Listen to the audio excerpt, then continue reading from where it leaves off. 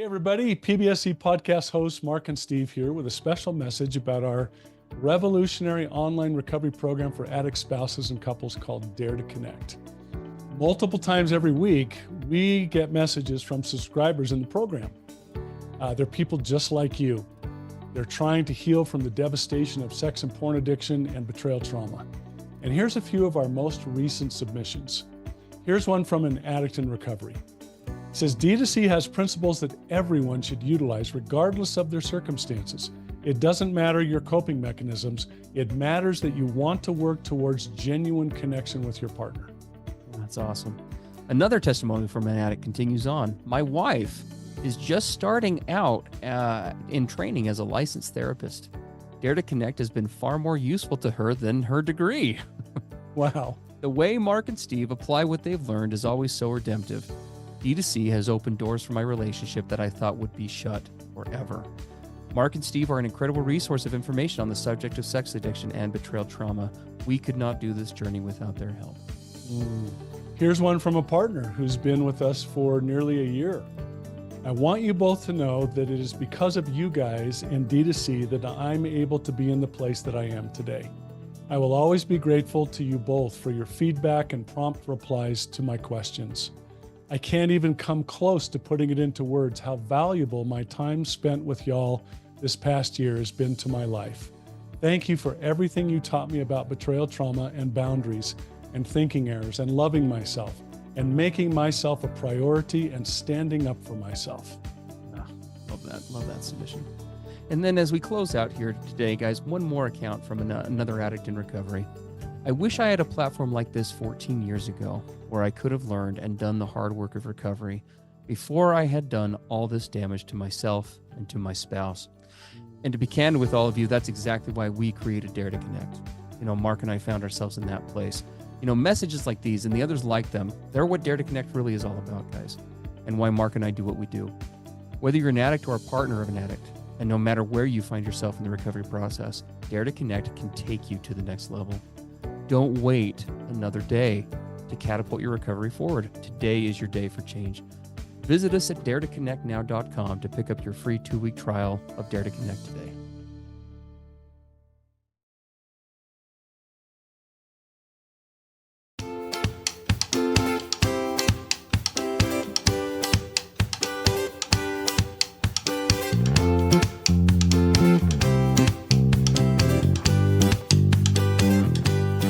Hey everybody, I'm Steve Moore.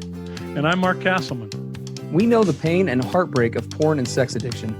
And we know the triumph of breaking completely free. Every day, we help our clients find hope and healing. Join us in the fight to take back your life, your marriage, and be stronger than ever. This is the PBSC Squared podcast.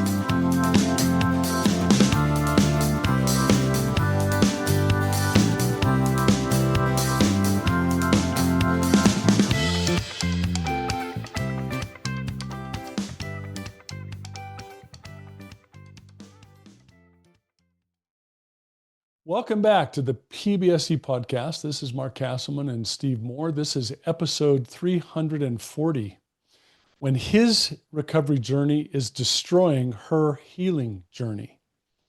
This was a very detailed, very poignant submission by a partner, a betrayed partner in healing. We're just going to give a summary of what she sent us. We always appreciate as much detail as you can send. We obviously don't look to read all of that or enter all of it. There's actually a lot of very detailed, a lot of great details that she sent us. So we're just going to give a summary to give you an idea of where she's coming from.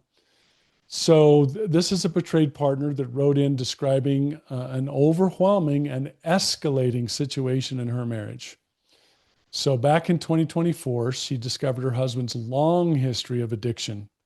And it included pornography, it included alcoholism. She describes a lot of escapism through various kinds of hobbies and distractions on his part in addition to all that.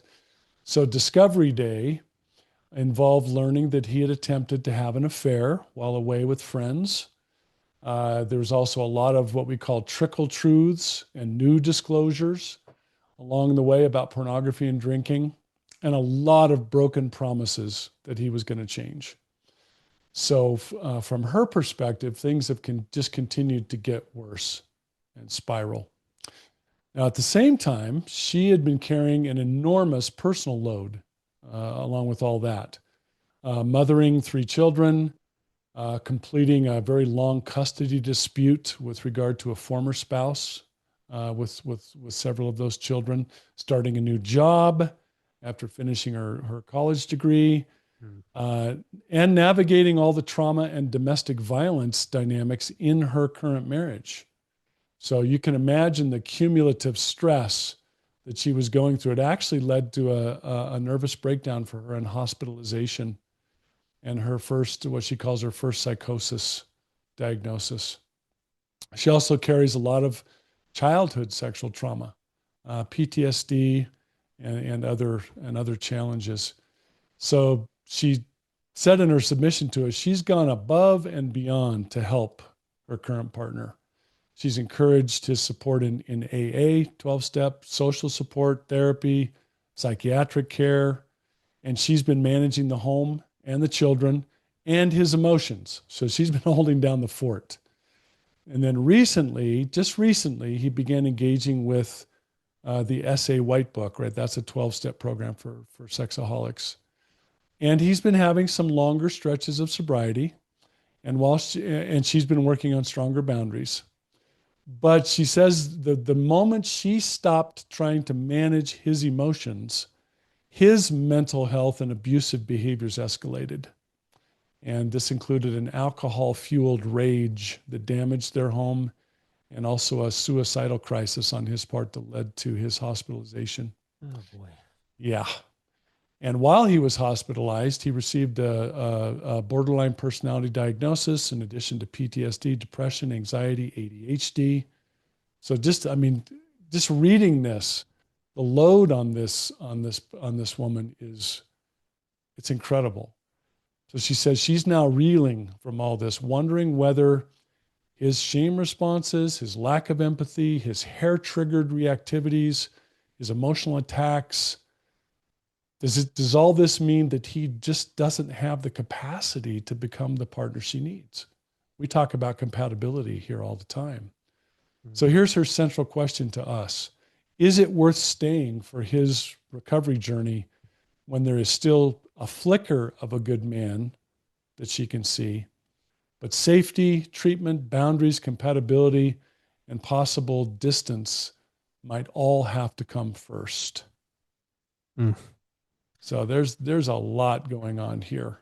Yeah, even the summary is quite detailed, and there is a lot happening. I've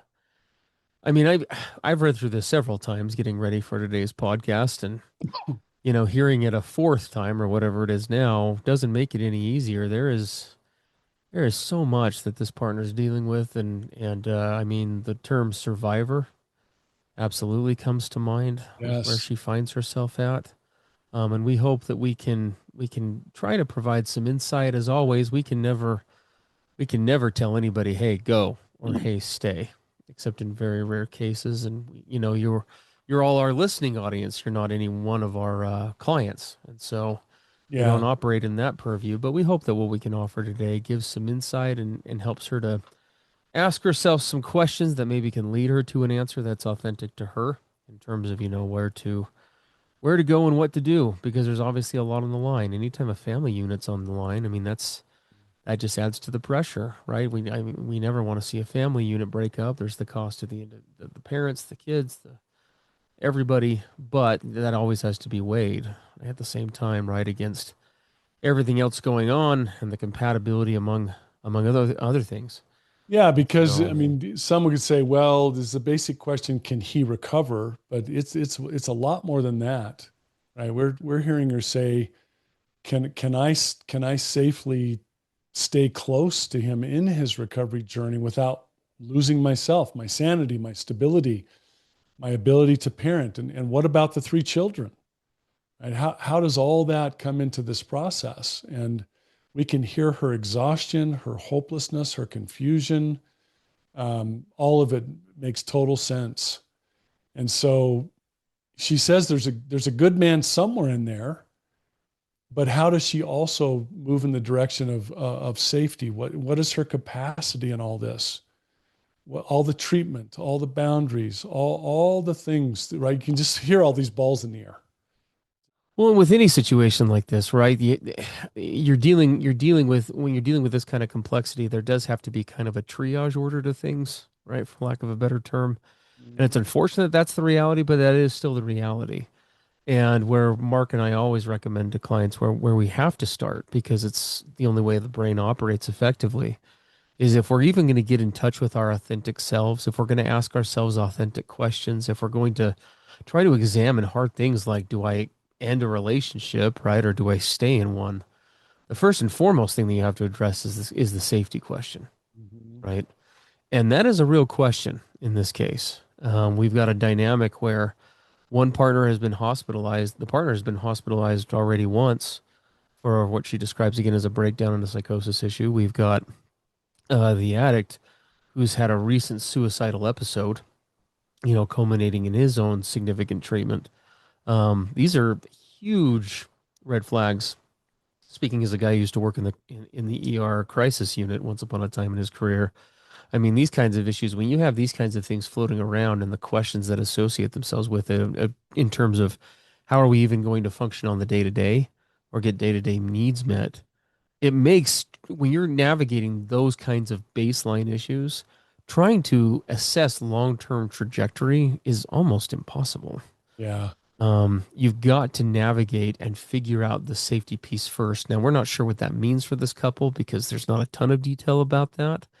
But there does need to be some sort of psychiatric and mental health stabilization for both of them to the point where hospitalizations are occurring. He's not having suicidal episodes or ideation to the degree where that's needing to be assessed consistently. And we need to focus on those basics. Usually that begins with some sort of medication intervention and then progresses from there into therapy. So that would need to be done first and foremost before we can really look at anything in the long lines of, does this marriage have hope or not?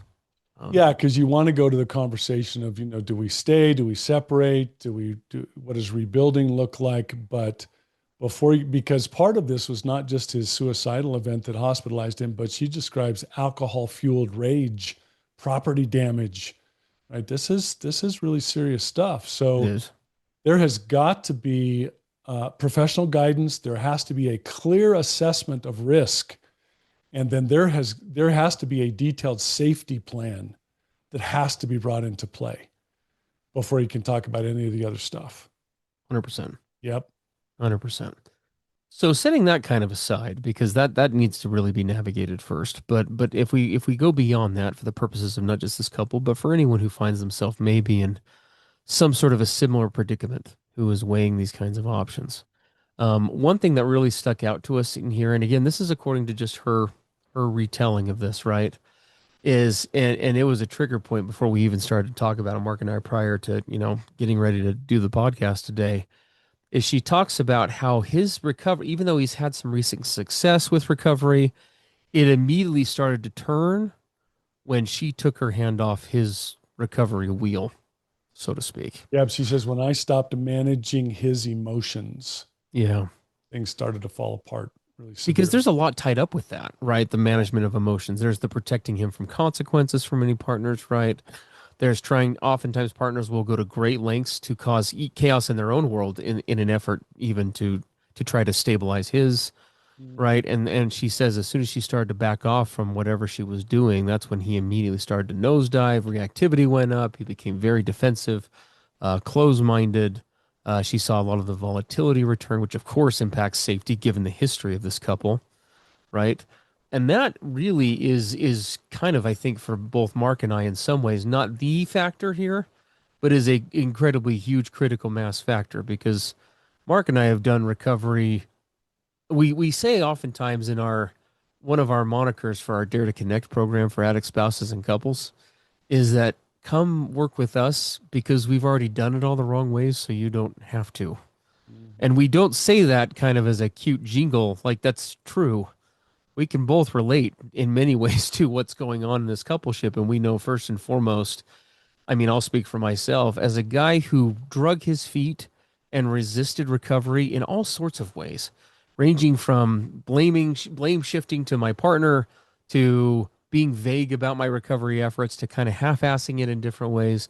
The one inalienable truth that every addict has to face and every partner has to face with them is that recovery has to happen for an addict has to happen on the addict's terms. It will not be effective unless he is willing on some level to pick up the sword and begin to proactively navigate that recovery and sustain it based on his own efforts, and Yeah. that he progressively, very quickly moves away from external consequences guiding that and moves quickly towards internal motivations of doing that because he's wanting to, he sees the necessity. Until and unless he does that, we have seen partner after partner. I mean, Mark and I, we could recount hundreds of examples of this, and our own marriages are almost examples of this, where partners will give everything, all the way up through their own authentic selves, where to the point where they've given away so much, there's nothing left in the fight to try to get him to change.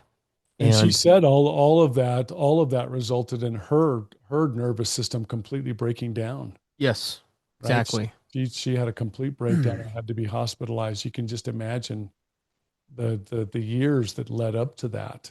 So Right? unless he's willing to do that, or is at least open to that process and getting the help externally to make that happen, to the point where she is no longer the recovery coach, let's say, for lack of a better term, this relationship simply does not have much chance for No, success. It just doesn't.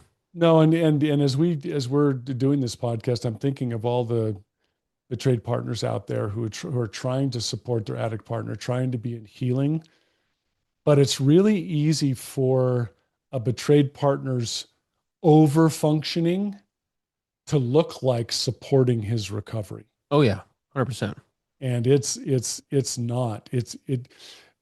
I know this is hard to hear, but when a betrayed partner is over functioning to try to support him, it actually can easily create a system of enablement for him. And the only way that system of enablement stops is the partner just has a complete collapse. So she can't do it anymore. Hmm. And that's what kind of brings it to a temporary end. Or she vocalizes it, right, in some sort of way, like what may potentially be happening here right now. I mean, those who've been listening to this podcast for a long time know Mark and I's story. Our recoveries became successful when we started to do this, what we're talking about. But you know what preempted that? The thing that saved Mark and I's marriage, and Mark, tell me if you disagree. At least I'll say it for mine. The thing that saved my marriage wasn't me starting to work on this proactively, yeah. But the thing that saved it before that was Brittany finally speaking up enough to say no more, and no more. Like, No this more. is we're not. I can't give any more on my end. You've got to start, Yeah. and that was the real precursor. Yeah. We sometimes joke about it with my wife's statement, talk is cheap. Show me. I'm tired of your talk. I'm tired of your broken promises. I'm tired of your good intentions. I need to see that you are taking charge of all of this Yeah. because I'm done. I'm learning what healthy boundaries look like, and I'm holding them. The ocean of good intentions has sunk many a recovery boat. Oh my gosh, that's so true. Hey everybody, PBSC podcast hosts Mark and Steve here with a special message about our revolutionary online recovery program for addict spouses and couples called Dare to Connect. Multiple times every week, we get messages from subscribers in the program. They're people just like you. They're trying to heal from the devastation of sex and porn addiction and betrayal trauma. And here's a few of our most recent submissions. Here's one from an addict in recovery. It says, D2C has principles that everyone should utilize regardless of their circumstances. It doesn't matter your coping mechanisms. It matters that you want to work towards genuine connection with your partner. That's awesome. Another testimony from an addict continues on. My wife is just starting out in training as a licensed therapist. Dare to Connect has been far more useful to her than her degree. Wow. The way Mark and Steve apply what they've learned is always so redemptive. D2C has opened doors for my relationship that I thought would be shut forever. Mark and Steve are an incredible resource of information on the subject of sex addiction and betrayal trauma. We could not do this journey without their help. Here's one from a partner who's been with us for nearly a year. I want you both to know that it is because of you guys in D2C that I'm able to be in the place that I am today. I will always be grateful to you both for your feedback and prompt replies to my questions. I can't even come close to putting it into words how valuable my time spent with y'all this past year has been to my life. Thank you for everything you taught me about betrayal trauma and boundaries and thinking errors and loving myself and making myself a priority and standing up for myself. Love that submission. And then as we close out here today, guys, one more account from another addict in recovery. I wish I had a platform like this 14 years ago where I could have learned and done the hard work of recovery before I had done all this damage to myself and to my spouse. And to be candid with all of you, that's exactly why we created Dare to Connect. Mark and I found ourselves in that place. Messages like these and the others like them, they're what Dare to Connect really is all about, guys, and why Mark and I do what we do. Whether you're an addict or a partner of an addict, and no matter where you find yourself in the recovery process, Dare to Connect can take you to the next level. Don't wait another day to catapult your recovery forward. Today is your day for change. Visit us at daretoconnectnow.com to pick up your free 2-week trial of Dare to Connect today. Yeah. And so that's an absolute critical necessity. And so we've probably said enough about that, but hopefully we're being clear there. So let's talk about the clinical side of this for just a second. Again, we're not anybody's therapist in a capacity that way on the podcast, but diagnoses are important. They are. She talks about being diagnosed with PTSD and with the bipolar disorder. She goes on to describe his diagnosis with borderline personality disorder, which are very difficult to manage in and of themselves. But and even though those things can help to explain, right, what's going on, one of the foundational concepts, if you have not come and joined our Dare to Connect program yet, you need to. Because one of the foundational concepts that we teach in Dare to Connect at daretoconnectnow.com, come grab a 2-week free trial. We'd love to have you join us, is that there are absolutely reasons for the things that we do, but there are not excuses. I can give you a very detailed accounting of the reasons that are very logical as to why I treated my wife the way that I did. Right now, again, in Dare to Connect, we're talking about managers and firefighters in terms of protectors as they relate to the internal family systems concept behind recovery. Great unit. We'd love to have you come join us for that. But even if I go through and explain that, does that diminish my accountability? Of course not. Right. And something really critical, she says something really critical in there, that this gentleman, her husband, has demonstrated a capacity to back off from the reactivity and to better regulate when the pressure is high. And that's really important to pay attention to. And something, like I said, as a manipulative recovering addict myself, I had that same thing. It was easy to sometimes say to myself, oh, well, I can't do this. It was amazing when the right motivation appeared, how I could really make some changes in my behavior, at least for short periods of time, which, among other things, leads one to conclude logically that there is a capacity for shift. There is a capacity for greater effort. Can he completely regulate things on his own? Maybe, maybe not. That remains to be seen. But could he be doing clearly more than he is? Absolutely. And he's choosing not to. Again, based on what we're being told here. Yeah, because, we're talking about him.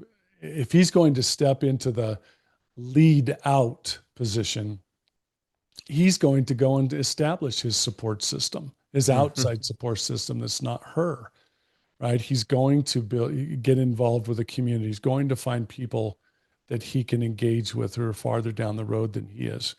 He's going to take proactive management of his mental health, if that includes medication, et cetera. He's got to lead out, right? His recovery can't depend on her management of the whole process, right? Her over functioning. No, this is something that he has got to do this. And my heart goes out to him. I've suffered with a lot of mental illness in my life, clear from the time I was a little kid. And it took decades to get that all figured out. For too long, my wife also managed the whole process, right? Yeah. Walked on eggshells, managed my emotions, tried to make, tried to gear her life when she would look to see where I was at would determine what she did that day. We went through all that. Yeah. The thing that, and while I can absolutely relate to all the pain he's going through, which is legitimate because he's got, borderline personality disorder, complex PTSD, she says, ADHD, depression, anxiety, addiction. That's a boatload. It is. But that cannot excuse impact. No. It doesn't make harmful behavior acceptable. It means that he has got to go to whatever extraordinary means he needs to go to manage this process. He needs more help, not less. He needs Yes. more structure, not less. And if he's really serious about the change, then he is going to be, I hate this term, but I don't have a better one at the moment. He's going to be humble enough to recognize that he needs outside help, and that he's going to allow that humility to override whatever pride might be operating. And again, I speak from a pride recovery place where he's going to have to, like Mark said, own the fact that, look, what I'm doing right now is not working. And so I may not be able to fix this on my own. So I need to be proactively seeking out assistance to do it. Exactly. It's not my wife's job. It's not anyone else. It's not my doctor's job. It's my job. It's my life. So I need to be doing that. And it's not a matter of me. It's a matter of we. Yeah. Who is we? That whole system that he needs to bring into his world. And it's not one she heads up. It's one he heads up. Yeah. Now she asked, is it worth staying? Do I stick around? I see a flicker of good in this man. Is that flicker of good is the little part of his potential that I see? Is that enough to keep me around here? We can't answer that because we're not on the ground in as professionals in their situation. But what we can tell you is the answer to that question, is it worth staying, can't be based on false promises, potentials, temporary remorse on his part. You and I talk about hospital insight, right? Everything seems to go to a place of compassion and understanding, and we can do this while you're standing by his hospital bed. But that can't, that environment and scenario can't be the thing that makes long-range decisions. Yeah. It's got to be based on sustained, observable, accountable, consistent change over time. Right? Absolutely. Yeah. Well, and as we're starting to wrap this up, because we know this is such a difficult topic, and we know that this is not the only partner who finds himself in this situation. Many of you may find that, and we hope that whatever you take from this podcast to anyone where this is tragically resonating with, that this will prompt you to take your next right step, to do your next right thing, right? Whatever that is. You do have to examine this through the lens of, like Mark said, not just potential, but also through the lens of, is my own work, right? My own healing, because we're not just talking about him here. No. That would be the case in any partner, betrayed partner addict dynamic, but particularly in this one where the issues are so great on both sides. Whatever she does, it has to be compatible with her getting help and her creating a structure for her own healing first and foremost. Because as we say on here all the time, it doesn't matter how much you may want to show up for him or your kids or anything else. If you don't take care of you first, you're hosed.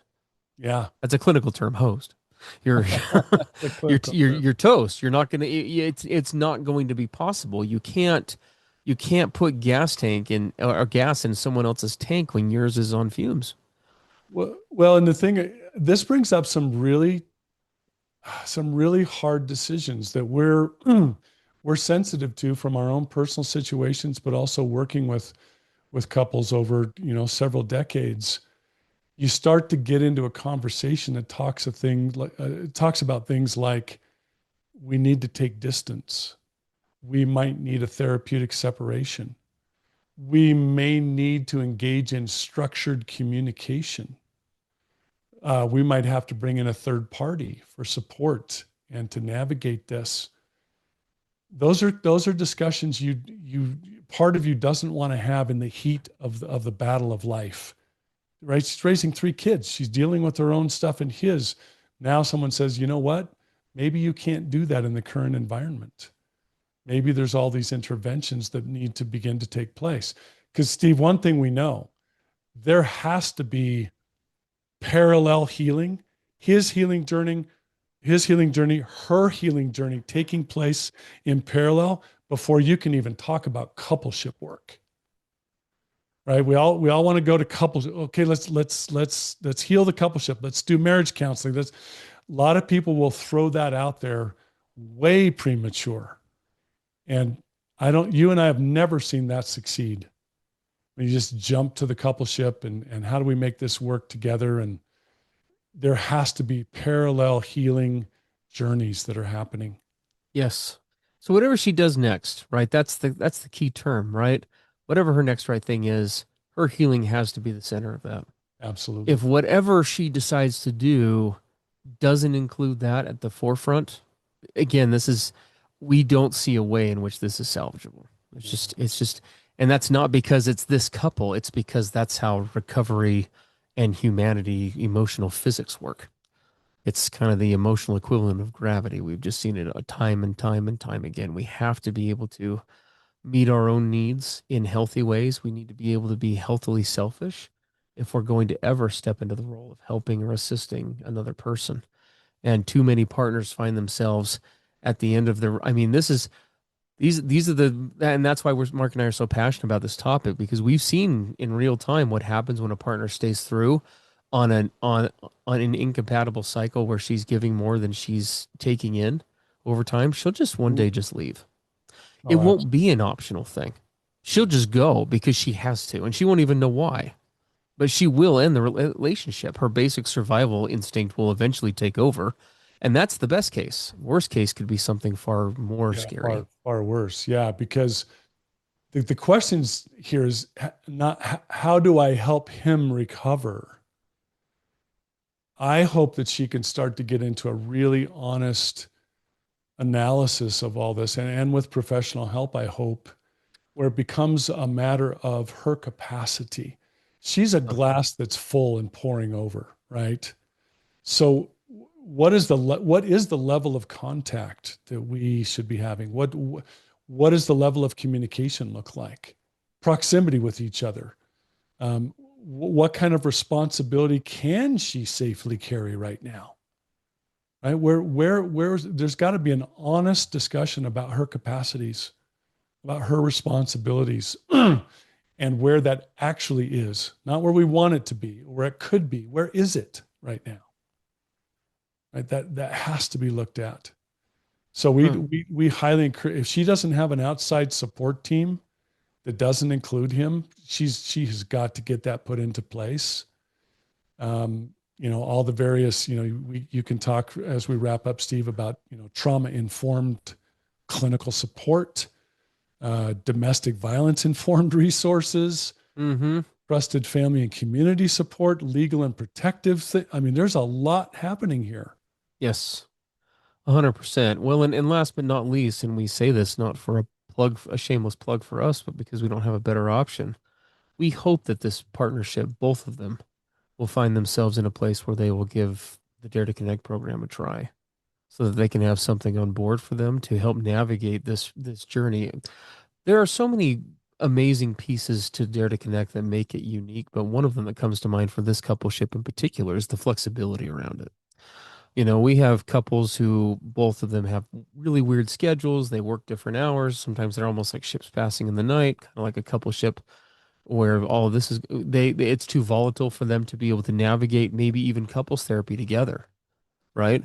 Dare to Connect offers an anonymity and a flexibility that allows you to attend sessions, whether live or recorded, ask us interactive questions, get answers almost in real time, especially if you're in the sessions.